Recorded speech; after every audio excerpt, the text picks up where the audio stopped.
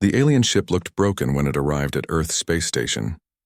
Its silver hull had deep cuts and burn marks. Black smoke came from several holes in its side.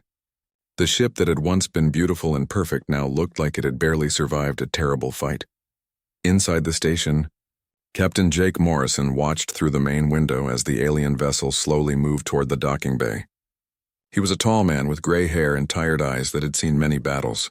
His uniform was neat and clean, but his hands showed the scars of someone who had fought hard for everything he had. "Sir, they're asking permission to board," said Lieutenant Grace Murphy. She was young and nervous, her fingers moving quickly over her control panel. "The message is coming from Ambassador Kethvar of the Zephyrian Empire." Jake felt his jaw tighten. He knew that name well.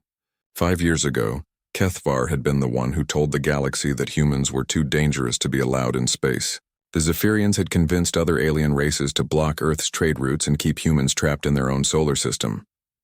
"Let them board," Jake said finally, "but keep security teams ready." Admiral Lisa Grant entered the command center. She was a short woman with steel-gray hair and eyes that missed nothing. She had been fighting for Earth's rights in space for 20 years, and the Zephyrians had made her life very difficult. "I can't believe they're here," Lisa said, shaking her head. "After everything they said about us." "They must be desperate," Jake replied. "The reports we've been getting from the outer systems are bad. Really bad. For 6 months, something called the Drakmori had been attacking worlds at the edge of the galaxy. No one knew where they came from or what they wanted. They just appeared, destroyed everything, and moved on. Entire planets had gone silent. Millions of people were dead or missing. The airlock opened with a soft hiss. Ambassador Kethvar walked out, but he looked nothing like the proud alien who had once insulted humanity. His skin, which should have been bright blue and shining like crystal, was now dull and gray. His tall, thin body was bent like he carried a heavy weight on his shoulders. Behind him came 2 other Zephyrians. They looked even worse than their ambassador. One had bandages covering half his face. The other moved like every step caused her pain. "Captain Morrison," Kethvar said through his translation device. His voice was quiet and shaking. "Thank you for seeing us." Jake didn't smile. He remembered the last time they had met. Kethvar had called humans violent animals who would corrupt the peaceful galaxy with their savage ways. The alien had laughed when Jake asked for fair treatment for Earth. "What do you want?"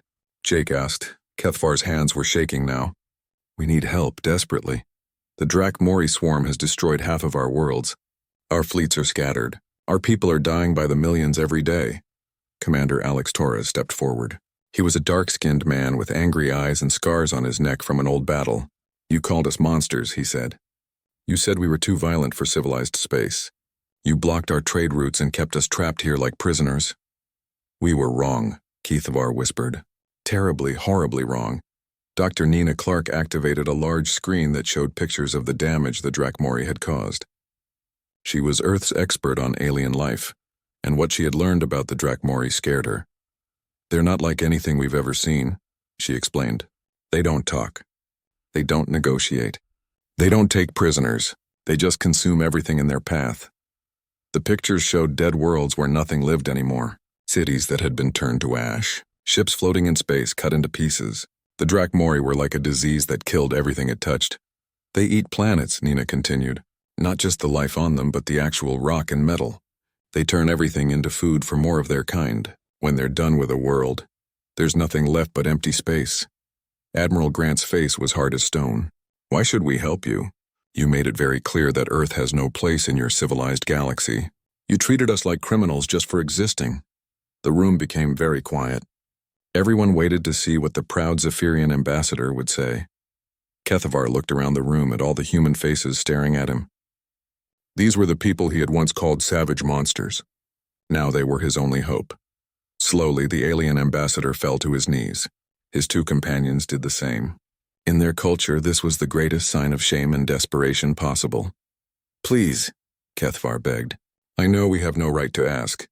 I know we treated you badly, but you're the only ones who might be able to stop them."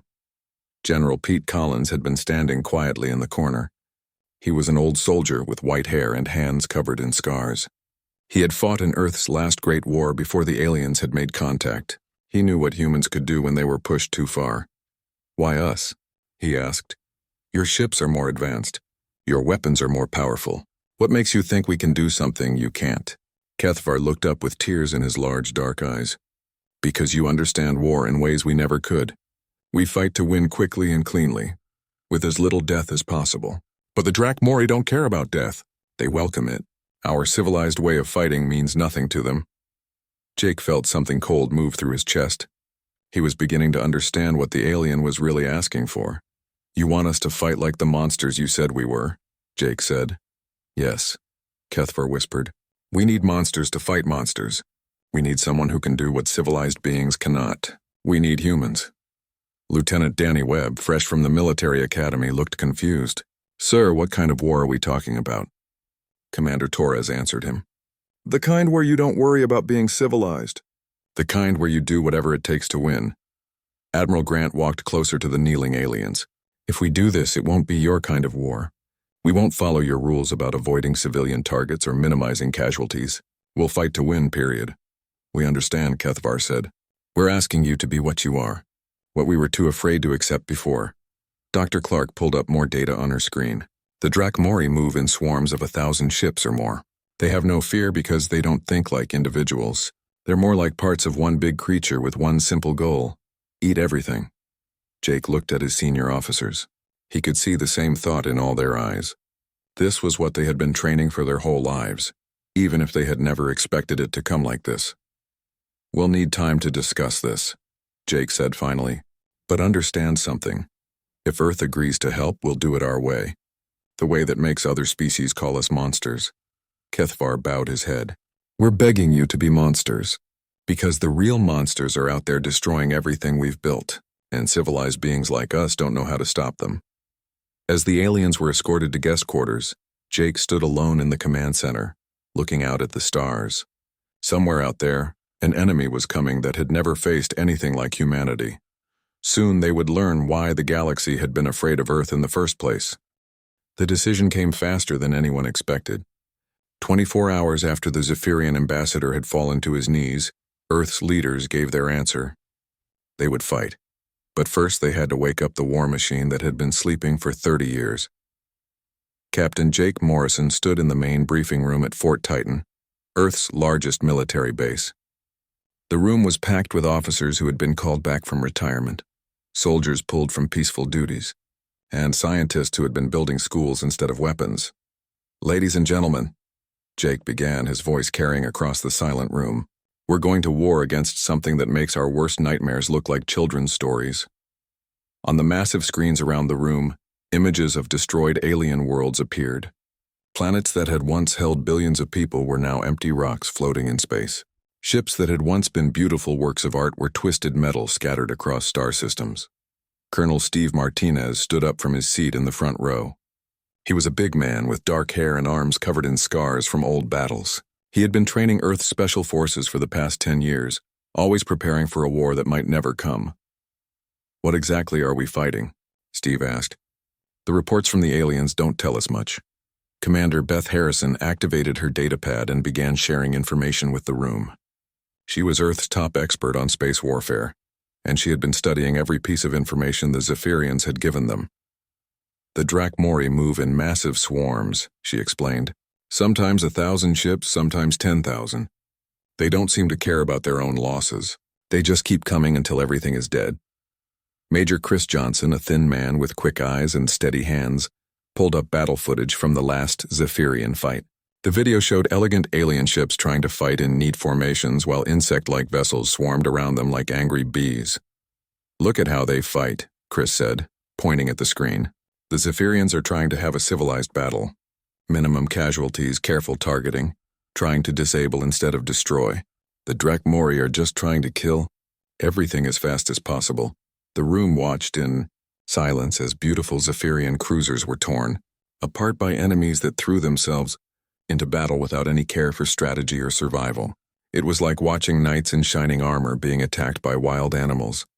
General Pete Collins entered the room, and everyone immediately stood at attention.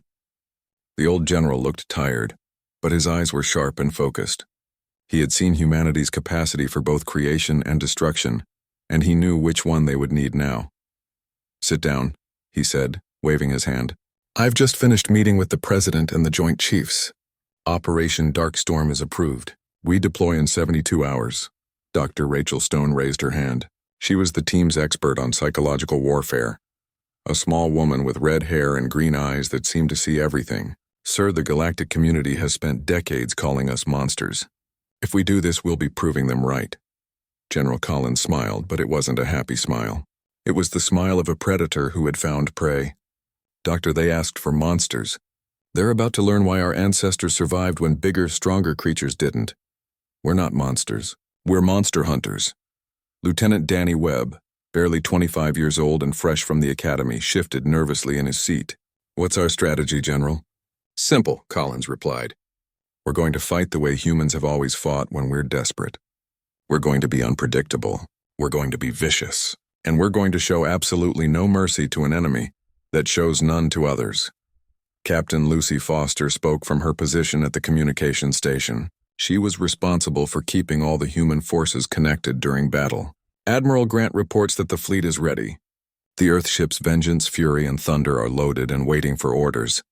The names of the ships made several aliens nervous when they heard them later. Most galactic civilizations named their ships after flowers, songs, or peaceful concepts. Humans named theirs after the emotions they brought to their enemies.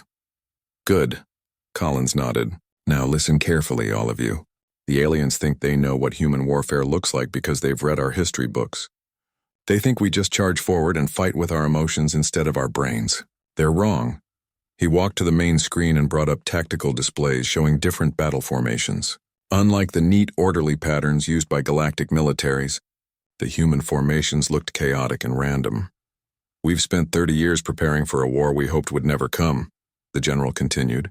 We've developed tactics and weapons that no civilized species would ever think to use.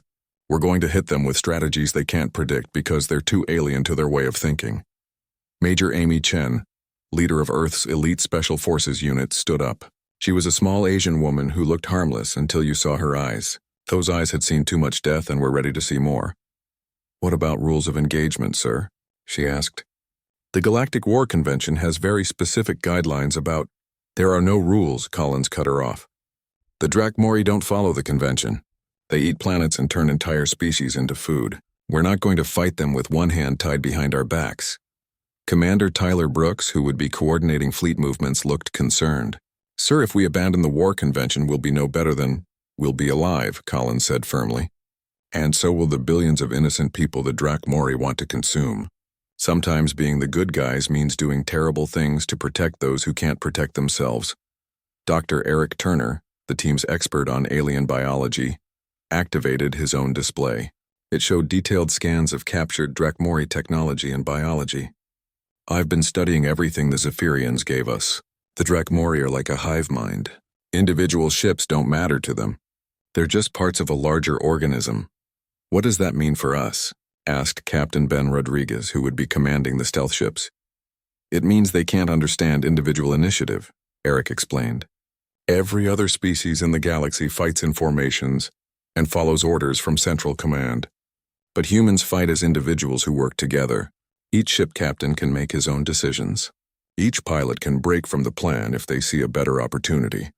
The room began to buzz with excited conversation as the officers realized what this meant.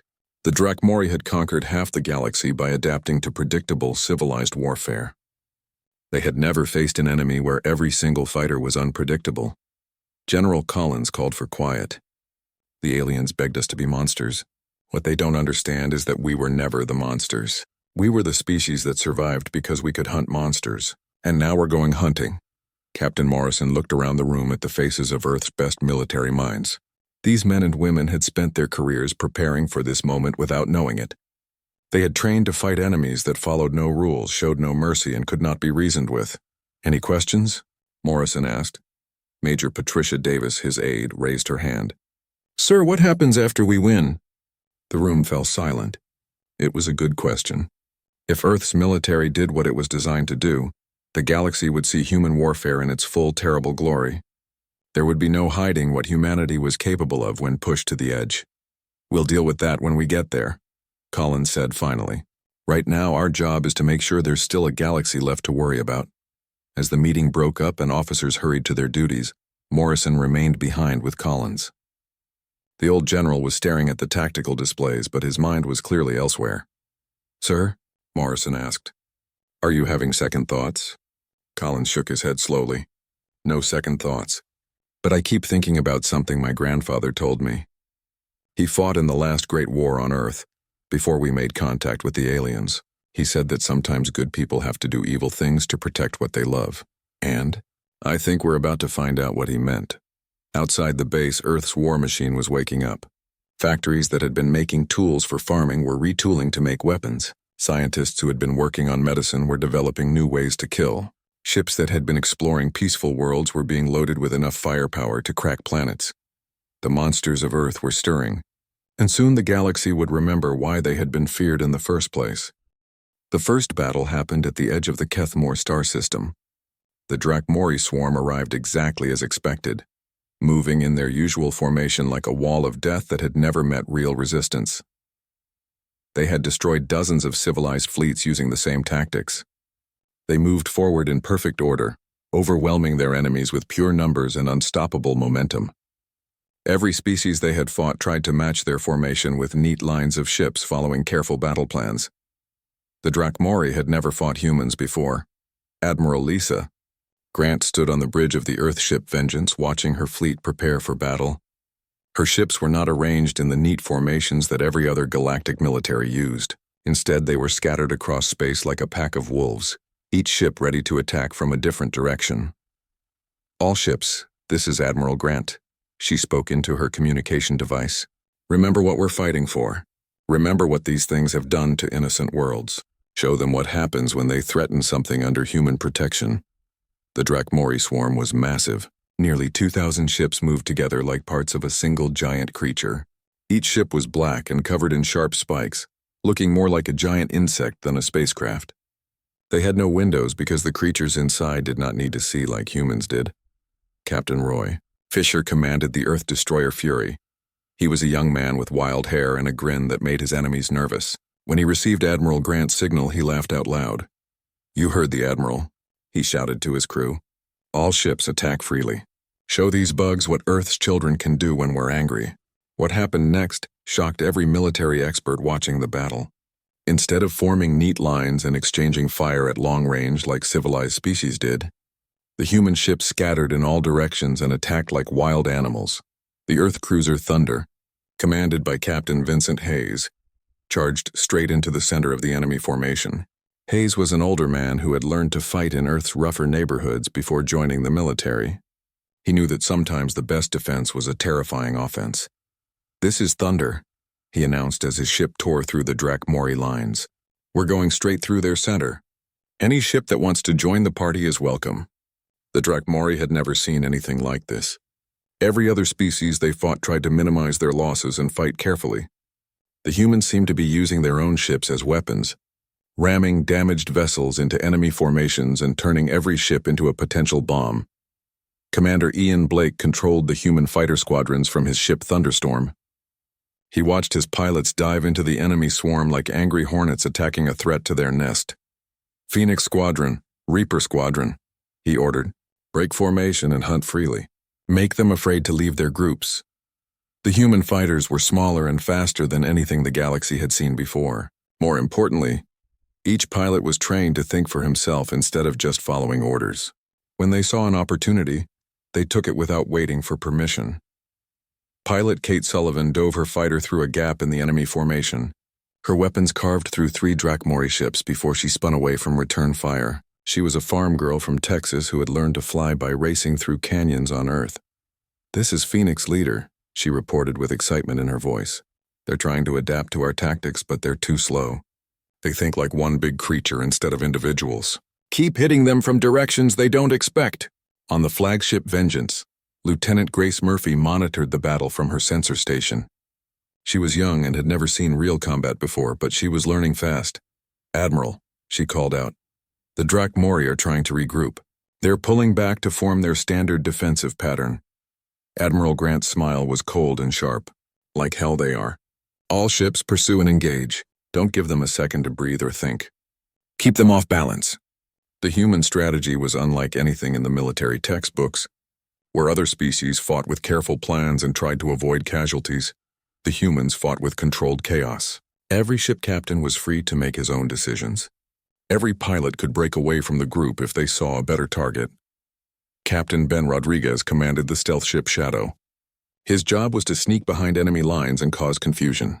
He was a quiet man who had grown up in the slums of Earth's cities, where survival meant being smarter and more ruthless than everyone else.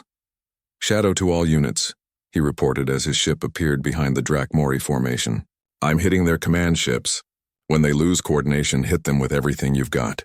The Drakmori began to panic. For the first time in their existence, they were facing an enemy they could not predict or understand. The humans fought like individuals, but they worked together like a pack of predators who had hunted together for years.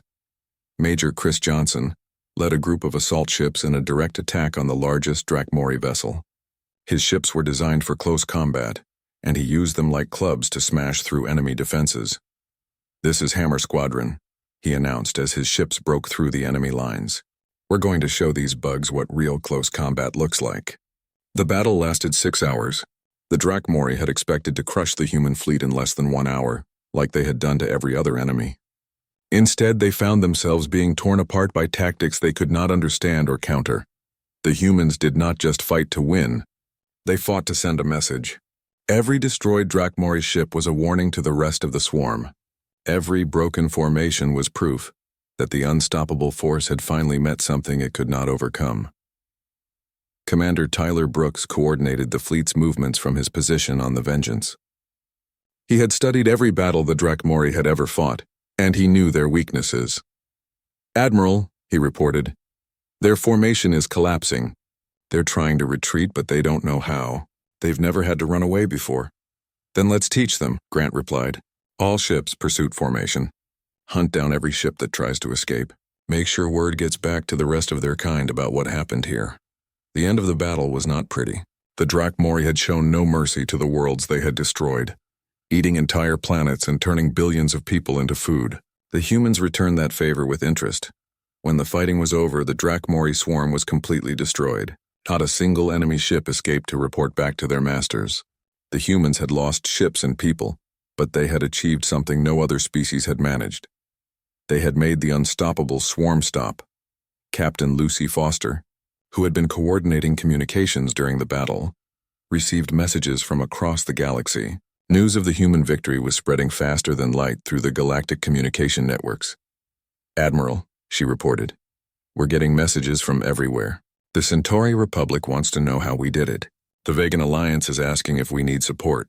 Even the Andromedan Empire is offering to help." Admiral Grant looked out at the wreckage of the Drakmori fleet floating in space around them. For months, these ships had been the terror of the galaxy. Now they were just broken metal and dead creatures drifting in the void. "Send a message to Earth Command," she ordered. "Tell them Phase 1 is complete. The galaxy now knows that the Drakmori can be beaten." Lieutenant Murphy looked up from her station. "Ma'am, what's Phase 2? Grant's smile was grim. "We hunt down every last one of them. We make sure they never threaten anyone again. We show the galaxy what humans do to monsters who prey on the innocent." As the human fleet regrouped and prepared to continue their campaign, word of their victory spread throughout known space. The species that had once called humans too violent for civilized society were beginning to understand something important. Sometimes civilization needed monsters to protect it from the real evil in the universe. And Earth had just proven that when it came to hunting monsters, humans were the best predators the galaxy had ever seen. The Drakmori had spent months believing they were the apex predators of the universe. Now they were learning that there was something worse than monsters in the dark spaces between stars. There were humans, and humans were very, very angry. The victory at Kethmore was just the beginning. News of the human success spread through the galaxy like wildfire. But Admiral Grant and her fleet did not stop to celebrate. They had learned something important about their enemy, and they planned to use that knowledge to end the threat forever. General Pete Collins set up his command center on the liberated world of Zephyr Prime. The planet had been attacked by the Drakmori but saved before it could be completely destroyed. Now it served as the base for what could only be called a campaign of total war against the insect swarm. "Every battle follows the same pattern," explained Dr. Eric Turner, the team's expert on alien biology. He stood in front of a large screen showing maps of Drakmori movements across the galaxy.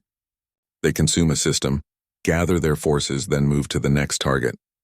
They've never had to change because no one has ever made them. The human scientists had been studying captured Drakmori technology and biology for weeks. What they discovered was both encouraging and terrifying. The creatures were incredibly advanced, but they were also completely predictable. Colonel Angela White commanded the human ground forces.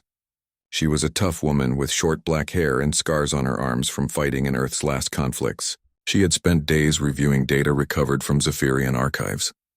"We've found 17 major staging areas," she reported to the assembled officers. "These are dead worlds where the swarms gather to reproduce and build new ships. If we can hit all of them at the same time, we can break their entire network." General Collins studied the tactical displays. 17 targets meant splitting the human forces into very small groups. It was dangerous, but it was also the only way to prevent the Drakmori from adapting to human tactics. 17 targets, 17 strike forces, he said slowly. "We'll be spread thin, but it's the only way to hit them before they learn to fight us properly." The plan that emerged was bold even by human standards. Instead of fighting the Drakmori in space where their numbers could overwhelm any enemy, the humans would attack their home bases. They would strike at the heart of the swarm's ability to reproduce and grow. Captain Ben Rodriguez commanded the stealth ship Shadow. His job was to scout the enemy staging areas and find their weaknesses. He was a quiet man who had learned to be invisible when necessary. "These worlds are heavily defended," he reported after returning from a reconnaissance mission. "But they're not expecting stealth attacks. We can get close enough to plant nuclear charges at key locations." The galaxy watched in horrified fascination as the humans prepared their assault. This was not the kind of war that civilized species fought. This was not about defeating an enemy army or capturing territory. This was about making sure the Drakmori could never threaten anyone again. Major Amy Chen led the special operations teams that would carry out the ground attacks. She was small and looked harmless, but her eyes held the cold focus of someone who had killed many enemies and was ready to kill more. "We're not just attacking military targets," she explained to her troops.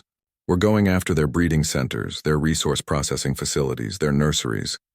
Everything that lets them create more of themselves." Some of the alien observers were shocked by the human approach. The Galactic War Convention had rules about attacking civilian targets and non-military facilities. But the humans pointed out that the Drakmori had no civilians. Every member of their species was part of the war machine. Commander Tyler Brooks coordinated the timing of the attacks from his ship in orbit around Zephyr Prime. The assault had to be perfectly synchronized. If even one staging area survived, the Drakmori might learn to adapt their defenses. "All strike teams report ready," he announced. "Operation Extinction begins in 30 seconds. The attacks began simultaneously across 17 different star systems.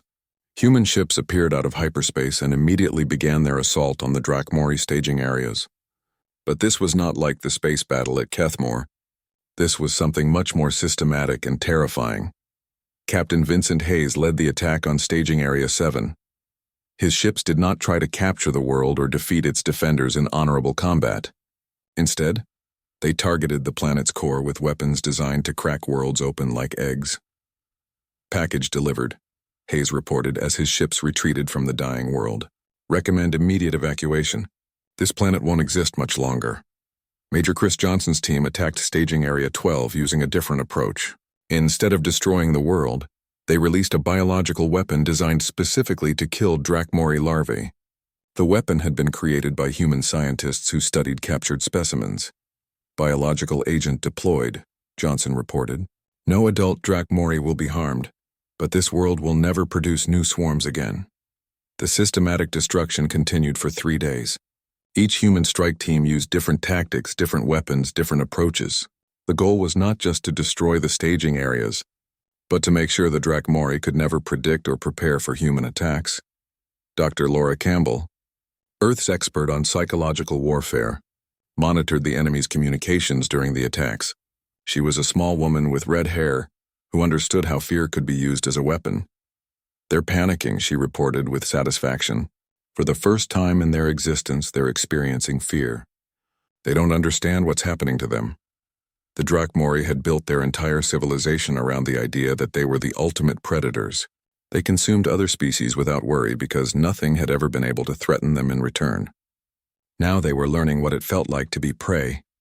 Admiral Grant coordinated the space battles from her flagship Vengeance. Her job was to make sure no Drakmori ships escaped to warn other swarms about human tactics. "Remember," she told her captains, "we're not just fighting a battle. We're sending a message to every Drakmori in the galaxy. The message is simple. Earth protects what it claims, and we claim everything they want to destroy." The human fleet did not fight like any civilized military. They used tactics that would have been considered war crimes if used against other species. But the Drakmori were not other species. They were a plague that consumed worlds and turned entire civilizations into food. Captain Roy Fisher led a squadron of fighters in an attack on a Drakmori nursery ship. The vessel was filled with thousands of young creatures that would grow up to destroy planets. Fisher was a young man who had grown up on a farm, but he understood that sometimes farmers had to kill pests to protect their crops. "Target destroyed," he reported as the nursery ship exploded. "That's a few thousand future planet killers who won't be bothering anyone." The attacks were not just military operations. They were statements about what humans would do to protect innocent life. Every destroyed staging area was proof that the galaxy's monsters had finally met something more dangerous than themselves. Lieutenant Grace Murphy tracked the movements of surviving Drakmori forces from her position on the Vengeance. She was young, but she was learning to think like a predator. "Admiral," she reported, "the remaining swarms are fleeing toward the edge of the galaxy. They're abandoning their territorial claims and running for dark space." "Good," Grant replied, "but we're not done yet. We follow them to the edge of known space and make sure they keep running. I want every Drakmori in the universe to know that if they come back, humans will be waiting." The campaign lasted 6 months. When it was over, the Drakmori threat was not just defeated. It was broken. The swarms that had terrorized the galaxy were scattered and fleeing. Their staging areas were destroyed. Their ability to reproduce and grow was crippled, but more importantly, they were afraid. For the first time in their species' history, the Drakmori knew what it felt like to be hunted by something more dangerous than themselves. General Collins stood on the observation deck of his command ship, looking out at the stars where the enemy had once ruled. The galaxy was safe, but everyone understood that the universe had changed forever. "Sir," asked Major Patricia Davis, his aide, "what happens now? Do we chase them into dark space?" Collins shook his head. "We've made our point. The message has been sent. If they're smart, they'll stay in the dark where they belong. And if they're not smart," he smiled grimly, "well, then they'll learn that humans are very good at hunting monsters in the dark." 8 months after the Zephyrian ambassador had fallen to his knees begging for help, the Drakmori threat was over. The insect swarms that had terrorized the galaxy were broken and scattered. Their worlds were destroyed. Their ability to reproduce was crippled. The galaxy was safe, but the cost of that safety weighed heavily on everyone who understood what had been done to achieve it. Captain Jake Morrison stood before the Galactic Council in their great meeting hall on the neutral world of Harmony Station. The chamber was filled with representatives from dozens of species: Zephyrians with their crystal skin, Centauri with their multiple arms, Vegas with their large eyes, and many others. All of them looked at the human captain with a mixture of gratitude and fear. "The threat has been eliminated," Jake reported in his calm, steady voice. "The Drakmori swarms have been driven back into dark space. They will not trouble this galaxy again." The chamber was silent for a long moment. Everyone had read the reports of what the human fleet had done. They had seen the images of destroyed worlds where Drakmori staging areas had once existed. They knew that humanity had saved them all, but they also knew the price of that salvation. Ambassador Kethvar rose slowly from his seat. The proud Zephyrian looked older now, but his crystal skin had regained some of its shine. His people were alive because of what the humans had done. "Captain Morrison," he said, his voice carrying across the silent chamber, "on behalf of all civilized worlds, we offer our deepest gratitude. You have saved us all from a fate worse than death." Jake nodded but did not smile. He had seen what his people were capable of when pushed to the edge. He had watched human ships crack planets open like eggs. He had seen the systematic destruction of an entire species' ability to reproduce and grow. We did what needed to be done, he said simply. The Centauri delegate, Fleet Commander Zarash, spoke next. She was a tall alien with 4 arms and skin that changed color with her emotions. Right now, her skin showed the deep blue of respect mixed with the purple of uncertainty. The Council has voted, she announced. Humanity's isolation is officially ended. You are welcome to take your place among the civilized races of the galaxy. A murmur of agreement rippled through the chamber, but Jake could see the worry in their eyes. They were grateful, yes, but they had also seen what humans could do when they decided something needed to be destroyed. Admiral Lisa Grant joined Jake at the speaker's platform. Her gray hair was streaked with white now, and her eyes held the weight of the decisions she had made during the war. We appreciate the gesture, she said, but we need to be clear about something. You called us monsters, and in a way you were right. We are capable of violence on a scale that terrifies civilized beings, but that capacity for violence is what saved you. The chamber became even quieter. No one wanted to hear this, but everyone knew it was true. Dr. Laura Campbell, Earth's chief diplomat, stepped forward. She was a small woman with kind eyes, but her voice carried the authority of someone who had helped plan the destruction of an entire species. The question now is whether you can accept us as we are, she said. Not the sanitized version you're comfortable with, but the complete package. Our capacity for love and creation is matched only by our capacity for destruction when we're threatened. The silence stretched on as the implications of her words sank in. They had begged for humanity's help, and humanity had answered. But the price was learning just how dangerous their saviors truly were. Captain Jerry Lewis, representing Earth's merchant fleet, spoke from his seat in the back of the chamber. He was a big man with calloused hands who had spent his life moving cargo between the stars. We didn't ask to be isolated, he said. We didn't ask to be called monsters. But when you needed monsters to fight monsters, you came to us. Now you have to decide if you can live with what you unleashed. The Andromedan representative, a tall being covered in silver scales, raised one of his 4 hands. What guarantee do we have that humanity will not turn these same tactics against peaceful worlds? General Pete Collins, who had been standing quietly near the back of the human delegation, stepped forward. The old soldier's face was carved with lines of experience and regret. You have the same guarantee you had before, he said. None. We are what we are. We're the species that survived on a world full of predators by becoming better predators ourselves. We protect what we claim, and we claim the right of innocent beings to live in peace. A young vegan delegate, her large eyes bright with curiosity, asked the question many were thinking. But how do we know you won't decide we're a threat that needs to be eliminated? Dr. Nina Clark, Earth's expert on alien life, answered her. Because that's not what we do. We've had the power to conquer other worlds for decades, but we never tried. We fight when we're threatened or when innocents are in danger. The Drakmori made the mistake of threatening both. The Zephyrian ambassador stood again. His voice was stronger now, filled with the authority of someone who had learned hard truths about the universe. Then let us learn to live with our protectors, he declared. Better to share the galaxy with dangerous friends than to face the darkness alone. As the formal session ended and delegates began to file out, many of them stopped to speak privately with the human representatives. Some offered trade agreements. Others asked for protection treaties. A few simply wanted to understand how humanity had developed such effective military tactics. Major Patricia Davis, Jake's aide, approached with a concerned expression. She was a young woman who had grown up believing in the peaceful future the aliens had promised. Sir, she asked quietly, do you think they'll really accept us? Or will they just tolerate us until they figure out a way to contain us again? Jake looked out through the station's viewport at the stars beyond. Somewhere out there, scattered Drakmori swarms were fleeing into the dark spaces between galaxies. They would remember what had happened to them. They would remember the species that had hunted them down and broken their power forever. I don't know, Major, he said honestly, but they've learned something important today. Monsters aren't born from evil. They're forged by necessity, and sometimes when the darkness comes calling, you need monsters to answer. Admiral Grant joined them at the viewport. She had spent months coordinating the systematic destruction of an entire species war machine. She had made decisions that would have horrified her younger self. The galaxy has changed, she said quietly.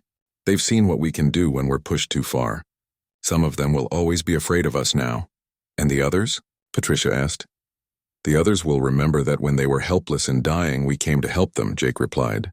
They'll remember that we could have let the Drakmori consume everything, but we chose to fight instead.